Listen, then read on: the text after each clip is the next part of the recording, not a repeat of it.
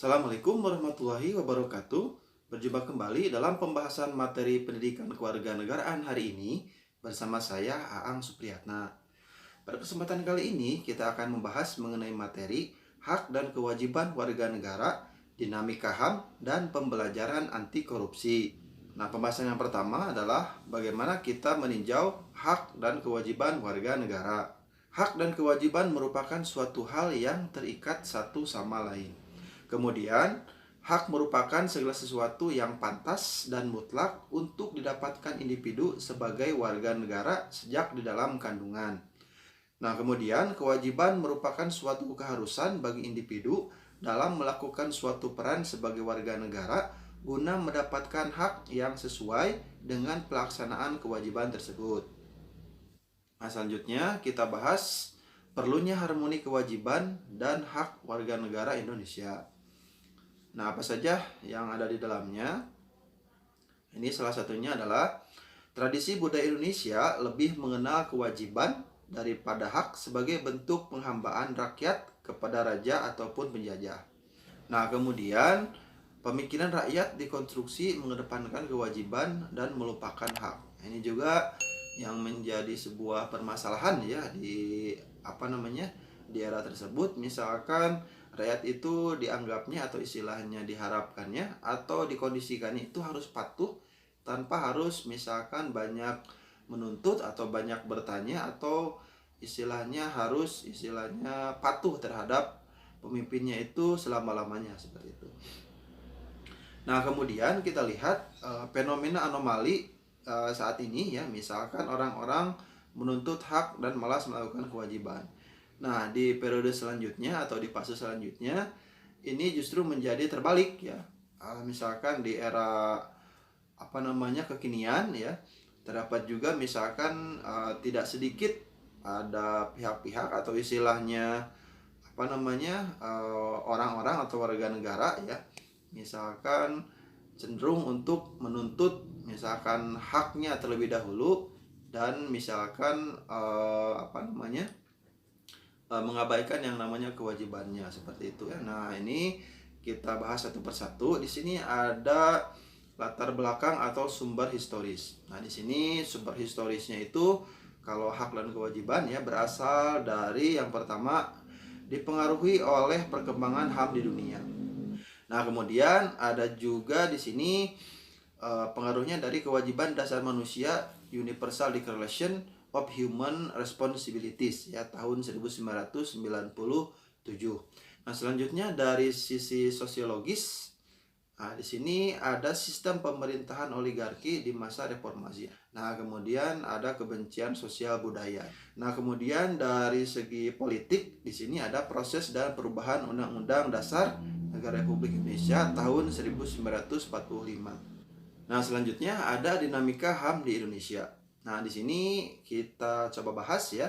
Ada beberapa istilahnya dinamika atau istilahnya pasang surut ya, atau perubahan-perubahan tentang HAM di Indonesia. Yang pertama, hak dan kewajiban warga negara mengalami dinamika ya, terbukti dari adanya perubahan-perubahan dalam perumusan pasal-pasal Undang-Undang Dasar Negara Republik Indonesia tahun 1945 melalui proses amandemen dan juga perubahan undang-undang yang menyertainya. Nah, selanjutnya jaminan akan hak dan kewajiban warga negara dan negara dengan segala dinamikanya diupayakan berdampak pada terpenuhinya keseimbangan yang harmonis antara hak dan kewajiban negara dan warga negara. Nah, selanjutnya kita bahas mengenai pendidikan anti korupsi. Nah, di sini ada yang namanya pendidikan anti korupsi ya. Pendidikan anti korupsi ini terutama adalah bagaimana gerakan budaya yang menumbuhkan nilai-nilai anti korupsi sejak dini. Tentunya yang namanya anti korupsi ini harus ditanamkan sejak dini ya. Kemudian akan menjadi kebiasaan, menjadi habituasi dan juga menjadi sikap dalam kehidupan berbangsa dan bernegara.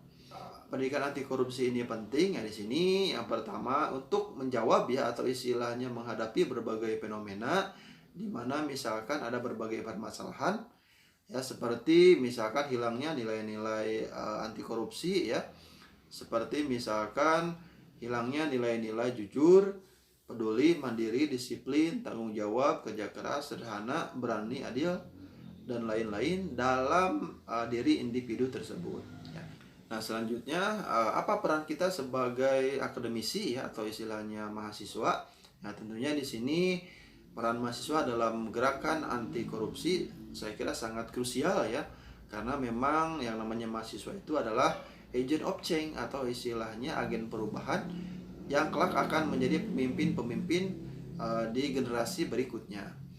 Nah, bagaimana kita memulainya? Di sini kita harus memiliki rasa kepedulian ya, di mana ada yang harus kita jangkau ya, atau harusnya kita perhatikan. Misalkan dimulai dari lingkungan keluarga ya, di mana lingkungan keluarga ini adalah merupakan lingkungan yang pertama dan utama ya, bagaimana kita melibatkan atau istilahnya menanamkan sikap-sikap anti korupsi itu sendiri. Ya. Kemudian ada lingkungan kampus ya, atau lingkungan akademisi yang juga menjadi sebuah wahana, menjadi sebuah media di mana untuk melakukan istilahnya penanaman nilai ya anti korupsi itu sendiri, sehingga kelak lulusan-lulusan dari universitas tersebut mempunyai atau istilahnya memiliki prinsip atau pribadi-pribadi anti korupsi, sehingga menjadi pribadi yang mempunyai integritas ya, dan memiliki rasa bela negara yang tinggi. Nah, kemudian ada juga peran dari masyarakat ya, tentunya lingkungan masyarakat ini juga sangat mendukung bagaimana nilai-nilai tersebut supaya bisa menjadi lebih baik lagi. Nah, kemudian ada tingkat lokal maupun nasional ya. Tentu di sini ada juga peran dari masyarakat, kemudian ada juga peran dari negara ya. Di sini harus bersinergis ya. Kemudian memiliki tanggung jawab bersama untuk melakukan menanamkan dan juga menyebarluaskan nilai-nilai anti korupsi ini ya, sehingga yang namanya birokrasi ya, kemudian yang namanya lembaga, yang namanya kepemimpinan ya, yang namanya jabatan itu akan bersih dari yang namanya tindakan korupsi. Nah, baik, itu saja untuk pemaparan dan juga pembahasan kali ini. Terima kasih telah menyimak. Saya akhiri. Bila taufiq wal hidayah. Assalamualaikum warahmatullahi wabarakatuh.